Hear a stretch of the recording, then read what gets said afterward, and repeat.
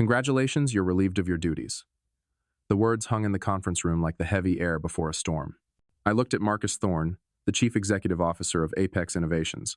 Then, at the 12, investors seated around the polished marble table. No one met my gaze. My name is Daniel Hayes. I'm 49 years old, and until 3 minutes ago, I was the chief systems architect of the company I helped forge from an audacious idea. 15 years of my life poured into networks, algorithms, and late nights debugging the digital spine that kept this enterprise thrumming. Marcus wore that self-satisfied smirk he reserved for his perceived triumphs. The same expression he'd had when he took sole credit for my groundbreaking quantum encryption protocols last year, or when he announced the merger with Kronos Dynamics without bothering to tell me their plan was to gut our entire infrastructure. I suggest you explain to our esteemed investors why the entire operational system is initiating a hard reset in 10 minutes, I stated calmly, placing my security fob and tablet on the table. The room went silent. Marcus's smirk faltered for half a second before snapping back into place. What in the blazes are you talking about? He scoffed. I rose, slowly adjusting my tie. The automated continuity protocol I deployed last month. Every 30 days, the core system performs a complete diagnostics and requires manual biometric authorization from the chief systems architect to resume operations. That's me. Or rather, that was me. Board member Victoria Vance, a veteran of Wall Street, shifted uncomfortably in her seat. What exactly does that entail, Mr. Hayes? It means, I continued, checking my wristwatch, that in approximately 9 minutes, every server, every data repository, every piece of proprietary software that defines Apex Innovations will shut down. And without my unique authorization sequence, it stays down, permanently. Marcus's face had gone a shade of ash. You're bluffing, Hayes. I walked towards the ornate double doors, turning back one last time. The client presentation to Luminary Solutions for the Chicago Smart City contract begins in an hour, a $50 million deal. You might want to figure out how to reboot the city's traffic management grid before then. The cold dread started when I reached the elevator bank. I could hear shouting through the conference room doors. Someone was already on the phone, frantic, with data operations. Another voice was yelling at the legal department. Marcus was screaming something about fraud and federal charges. 8 minutes. The elevator doors hissed shut, and I descended into the subterranean parking garage. My old Lincoln Navigator was parked in the same spot I'd used for 15 years, the same spot Marcus had tried to reassign to his newly hired, unqualified nephew last month, claiming executive staff needed priority access. I slid behind the wheel and waited. 7 minutes. My phone began to ring, a digital cacophony against the hum of the garage. I had built Apex Innovations from a concept. It started in Marcus's cramped Brooklyn loft back in 2009, writing sophisticated algorithms for emerging smart city initiatives. Marcus handled the pitches, the networking. I handled everything else. We were partners then, or so I believed. The first fissure appeared 5 years ago when we landed the ambitious New Orleans Coastal Resiliency Project. I designed the entire predictive flood modeling system, integrating real-time sensor data with satellite imagery. I spent 11 months, working 16-hour days, ensuring every data point, every predictive model, every fail-safe protocol worked flawlessly. When the governor held the press conference, Marcus stood at the podium alone, basking in the glow, taking full credit for his team's groundbreaking innovation. I should have spoken up then. I should have walked away when he began rebranding my innovations as our shared vision and my intricate code as company intellectual property. But I believed in the transformative power of what we were building.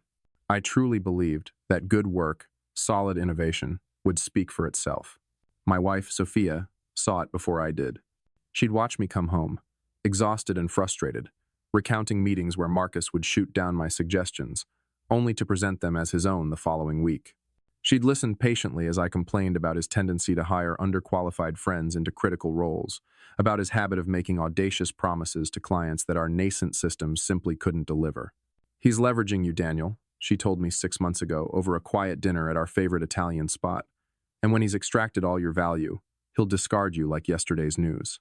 I defended him, rationalizing that he was just under immense pressure from the board, that the company was expanding too rapidly, that things would stabilize once we navigated this growth phase. The warning signs were everywhere. Marcus started excluding me from executive strategy sessions, claiming they were high-level financial discussions that didn't require technical granularities. He hired a junior systems integration specialist named Liam Miller, fresh out of a prestigious tech incubator, ostensibly to alleviate my workload. Liam, it turned out, spent most of his time in Marcus's office, poring over the system schematics I'd designed, asking pointed questions about undocumented protocols. 2 weeks ago, I caught Liam attempting to copy files from my encrypted, restricted folders. When I confronted him, he stammered that Marcus had authorized it for redundancy and disaster recovery purposes. When I pressed Marcus on it, he spun a convoluted story about preparing for an imminent regulatory compliance audit. Last week, Marcus began asking surprisingly specific questions about my root access credentials. He claimed the board was concerned about single points of failure and wanted to ensure multiple authorized personnel could manage critical functions. I told him I'd consider creating a tiered access structure. I should have known then what was coming. I should have realized that Liam wasn't there to assist me, but to assimilate my role. I should have seen that every system I'd built, every line of code I'd authored, was being meticulously cataloged and prepared for my forced exit. But I trusted him. After 15 years of building something from nothing, I still foolishly believed Marcus Thorne was my friend. 5 minutes left. The call I'd been anticipating came precisely on schedule. Marcus's name flashed on my phone screen. Daniel, we need to talk. Now. No, we don't, I said, my voice steady. Listen, maybe I was hasty in there. The board's been putting immense pressure on me, demanding rapid changes, talking about bringing in external consultants to optimize efficiency. I was trying to protect you, Daniel. Protect me? The familiar lie. The same one he'd been peddling to himself for months. The same excuse he'd used when he took credit for my groundbreaking work. When he hired Liam behind my back, when he started cutting me out of decisions about the very systems I'd painstakingly designed. The reset initiates in 4 minutes, Marcus. Okay, look. What do you want? We can work something out. Equity options, a long-term consulting contract, a generous severance package. I almost laughed. 3 minutes ago, he'd fired me in front of the entire board, like I was some low-level technician caught pilfering office supplies. Now, he was desperate to negotiate. I want you to understand something, I said, my tone low and deliberate. For 15 years, I've worked nights and weekends, building the very systems that made you rich. I've covered for your mistakes, fixed the problems you created, and watched you take credit for work I did with my own hands. I'm not finished. You brought Liam in to meticulously learn my job so you could dismiss me. You've been planning this for months, perhaps longer. The only thing you didn't plan for was this. 3 minutes. Through the thick concrete walls of the parking garage, I could hear car doors slamming, distant shouts, the frantic sound of people running. Someone was probably racing to the server farm, convinced they could manually override the shutdown. They couldn't. I'd learned years ago to build redundancies into redundancies, to protect Apex Innovation's critical data even from the company itself, from its leadership, specifically. What do you want? Marcus's voice, now laced with genuine desperation, cracked through the speaker. I want you to remember this moment, I said. I want you to remember that for 15 years I was loyal to you. I believed in this company, believed in what we were building together, and you threw it all away because you were too afraid of appearing less than supreme in front of your board. 2 minutes. The Luminary Solutions presentation starts in 58 minutes, I continued, a chill in my voice. $50 million. Without the live demonstration system, you've got nothing tangible to show them. Without the client database, you don't even have their direct contact information. I could hear muffled voices in the background now, people shouting instructions, keyboards clicking frantically. How do I fix this, Daniel? Marcus pleaded. 1 minute. You don't, I said, and calmly ended the call. I started my navigator and drove towards the exit. In 60 seconds, every light in the Apex Innovations downtown tower would go dark. Every computer would shut down. Every phone system, every security camera, every piece of critical equipment that kept the company alive would cease functioning. And for the first time in 15 years, Marcus Thorne would have to solve a problem without me. The system shutdown at Apex Innovations lasted exactly 4 hours and 37 minutes. I knew this because I was sitting in the Circuit Cafe on Michigan Avenue, enjoying a leisurely coffee, watching the unfolding news coverage on the oversized flat screen above the counter. Technical difficulties. Cripple local tech giant scrolled across the bottom of the screen, while a breathless reporter stood outside the darkened Apex building, interviewing confused employees who'd been sent home early. My phone rang incessantly. Marcus called 17 times. Liam called 8. Victoria Vance from the board called twice. I let them all go to voicemail. At 3:15 p.m., The building lights flickered back on. I knew they'd found a way to manually restart the core systems, likely by pulling backup drives from the emergency vault and painstakingly rebuilding the network from scratch. It would take them days, if not weeks, to restore everything to full functionality and patch the gaping holes I'd left. At 3:47 p.m., my phone rang with a number I didn't recognize. Mr. Hayes, this is attorney Robert Sterling from Sterling & Associates. I represent Apex Innovations. We need to discuss your actions today. A lawyer. Marcus was already building his legal arsenal. I haven't done anything illegal, Mr. Sterling. Sabotage is a criminal offense, Mr. Hayes. Intentionally damaging computer systems, disrupting business operations, causing significant financial harm to a publicly traded company. The federal prosecutor might be very interested in your activities. I almost smiled. They truly believed they could intimidate me with legal threats, the same way Marcus had been intimidating me with job security threats for months. I implemented a standard security protocol designed to protect company data, I stated calmly. The system worked exactly as intended. If Apex Innovations no longer employs qualified personnel to operate their proprietary technology, that's not my problem. You deliberately created a situation where you were the only individual who could restore critical operations, he countered, his voice hardening. I created a situation where the chief systems architect had to authorize system restarts.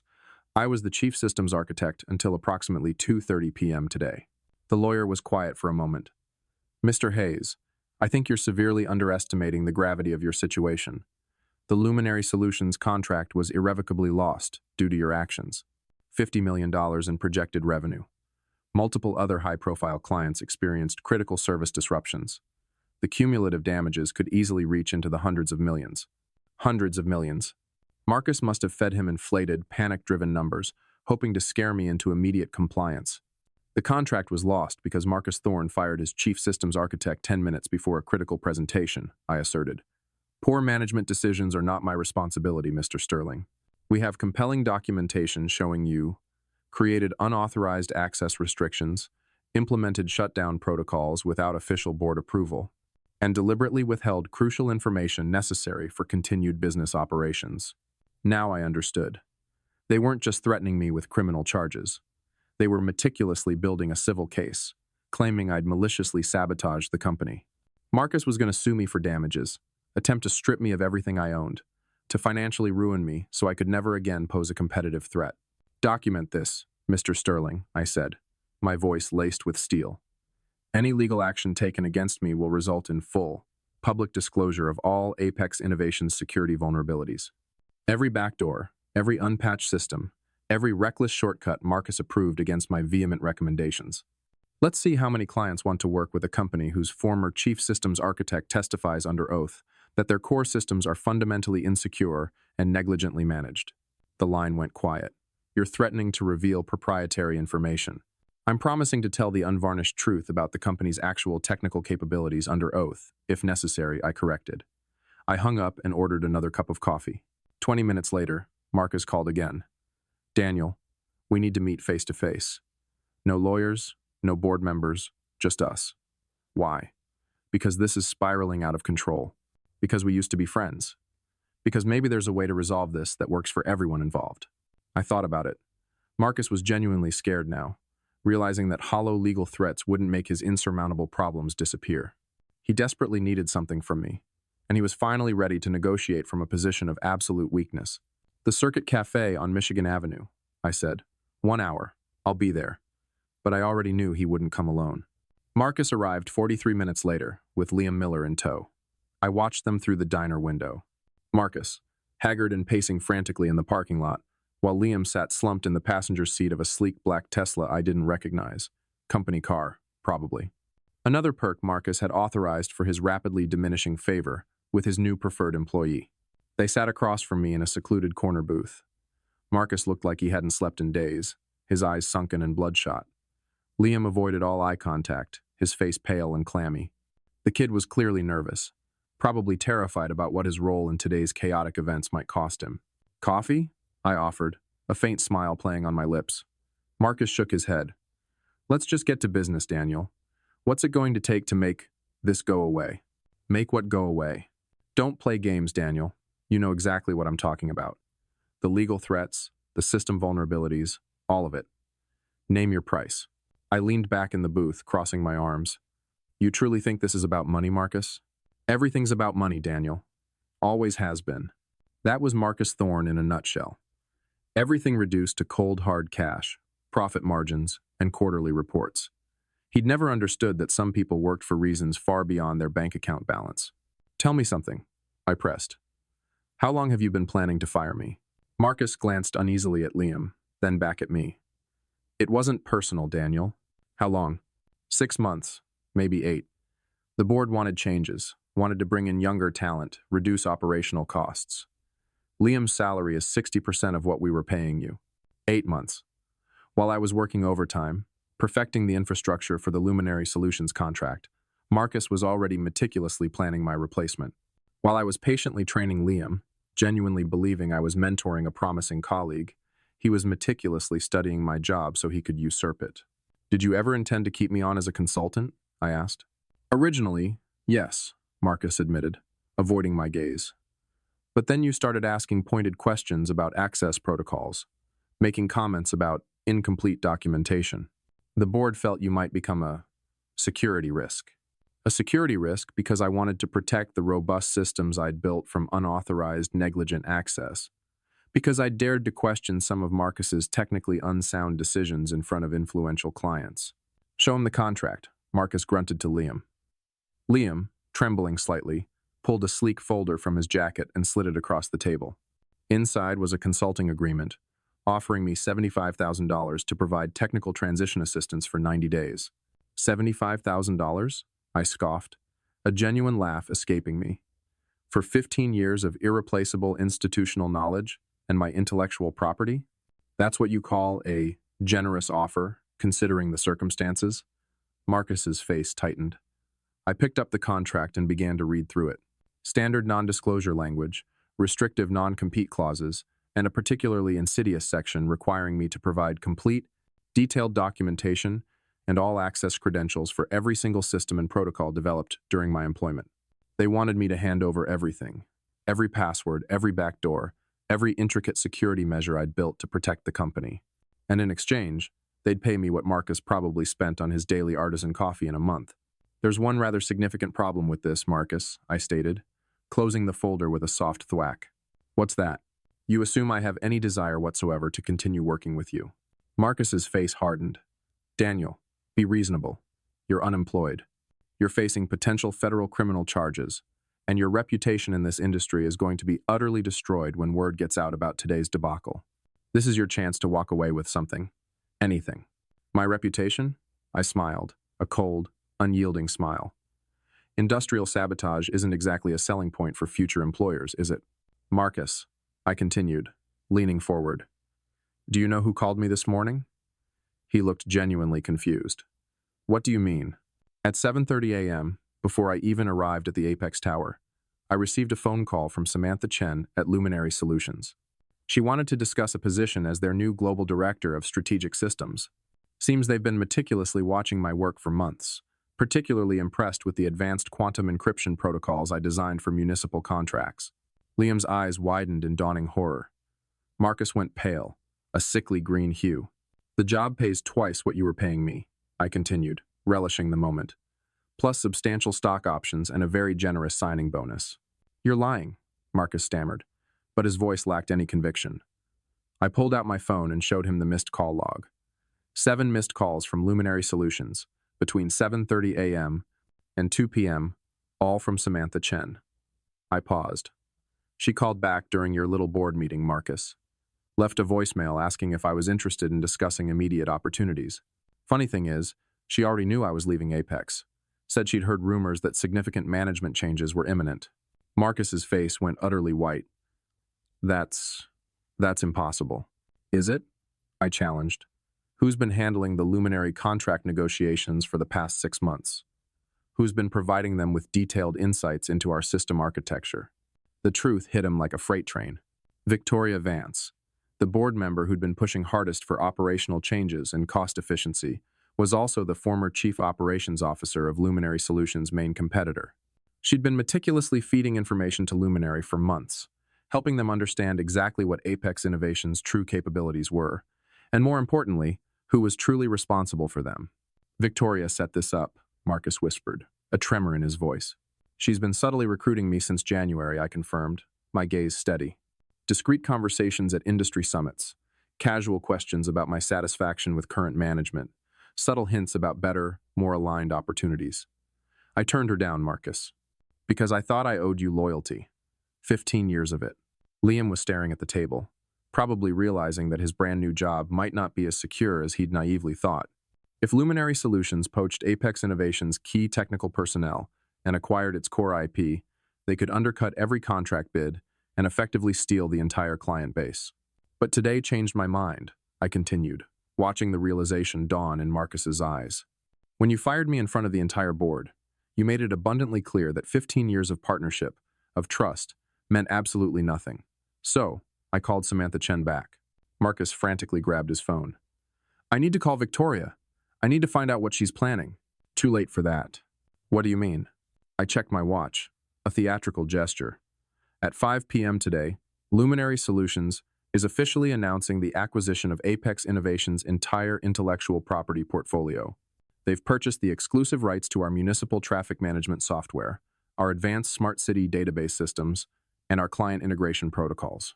That's impossible. We own those systems. Marcus blustered, but his voice was weak. You own the code, I corrected. I own the patents. The silence stretched across the table like an unbridgeable chasm. Marcus's mouth opened and closed without a sound, a fish out of water. Liam looked like he might be sick right there in the booth. The patents, Marcus finally managed to croak, filed meticulously in my name over the past 5 years. I finished for him. Every major system upgrade, every quantum encryption protocol, every piece of genuinely innovative code. My lawyer assured me that as the actual inventor, I retained all intellectual property rights, regardless of my employment agreements. It was true. My attorney had advised me years ago to file patents on my major innovations, partly for protection and partly for the simple, well-earned pride of creation. I'd never once imagined I'd need them as leverage against my own company. The municipal traffic management system alone is valued at $8 million in licensing fees, I continued, piling on the agony. The smart city database integration is worth another $12 million. The quantum security protocols, client management systems, backup redundancies, Luminary Solutions estimates the total portfolio value at a staggering $77 million. More than the $50 million contract Marcus had just lost by firing me. More than Apex Innovations' entire annual revenue. Enough, in fact, to put his company out of business if a direct competitor controlled this technology. You can't do this, Daniel. Marcus's voice was a desperate rasp. I already did. Signed the exclusive licensing agreement an hour ago. Luminary gets exclusive rights to my patents for 5 years. In exchange, I get a director position, significant equity in their company, and 20% of all licensing revenue. Marcus was staring at me like I'd suddenly grown a second head, the same expression of bewildered disbelief he'd worn earlier when I told him about the system reset. The look of a man realizing he'd catastrophically miscalculated. What happens to Apex? Liam asked quietly, his voice barely a whisper. That depends entirely on Marcus, I said, meeting Liam's gaze squarely. Luminary Solutions is willing to negotiate a licensing agreement that would let you continue using my patents for a fee. How much? Marcus managed to choke out. 55% of gross revenue. The number hung in the air like a death sentence, sealing Apex Innovations' fate. The bankruptcy filing came 6 weeks later. I was sitting in my new, spacious office at Luminary Solutions' downtown Chicago headquarters, reviewing system architecture plans for a major municipal contract in Phoenix, when my assistant brought me the news. Apex Innovations had filed for Chapter 11 protection, citing unsustainable operational costs and the unforeseen loss of key intellectual property rights. Marcus had tried to fight it. He'd hired 3 different law firms, aggressively challenged my patent claims, and even attempted to have me arrested for corporate espionage. Nothing stuck. The patents were legitimately filed and unequivocally mine. The licensing agreement with Luminary was ironclad, and my departure from Apex had been entirely his choice, orchestrated by his own hand. He'd also tried, foolishly, to operate without my systems. For 2 agonizing weeks, Liam and a hastily assembled team of contractors attempted to rebuild the entire infrastructure from scratch, scrambling to create new code to replace the patented algorithms. The results were disastrous. Client databases crashed, critical security protocols failed, and the municipal traffic management system for Fort Wayne went down for 36 grueling hours, causing widespread chaos and gridlock throughout the city. The lawsuits followed swiftly and mercilessly. Fort Wayne sued for breach of contract. 3 other municipal clients immediately terminated their agreements. Luminary Solutions, now armed with my proven, reliable systems, swept in to capture every abandoned contract, establishing itself as the undisputed leader in smart city infrastructure. Victoria Vance quietly resigned from the Apex Innovations board 2 days before the bankruptcy filing. She'd already accepted a lucrative consulting position with Luminary, helping to seamlessly integrate newly acquired assets and transition former Apex clients to our superior systems. Liam Miller lasted 3 months before Marcus, in a final act of desperation, had to let him go. The kid simply wasn't qualified for the critical position he'd been hired to fill. And without my patented systems to maintain, there wasn't enough specialized technical work to justify his exorbitant salary. He ended up taking a junior developer job with a small startup in Indianapolis, making barely half what Marcus had so glibly promised him. The final, crushing blow came when the bankruptcy court approved the asset sale. Luminary Solutions purchased Apex Innovations' client list, office equipment, and the remaining scraps of intellectual property for less than Marcus owed in accumulated legal fees. The company that had taken 15 years to meticulously build was liquidated in a single, ignominious afternoon. I didn't attend the auction. Instead, I spent that Thursday morning working with my new, dedicated team on a comprehensive security upgrade for the Indianapolis International Airport. Real work. Intricate technical challenges that truly mattered. High-impact projects that would be rightfully credited to the brilliant people who actually designed them. Sophia met me for lunch at a quaint Italian restaurant near the Luminary offices. She'd been my unwavering support through the entire tumultuous transition, never questioning my decisions, never once suggesting I should have handled things differently.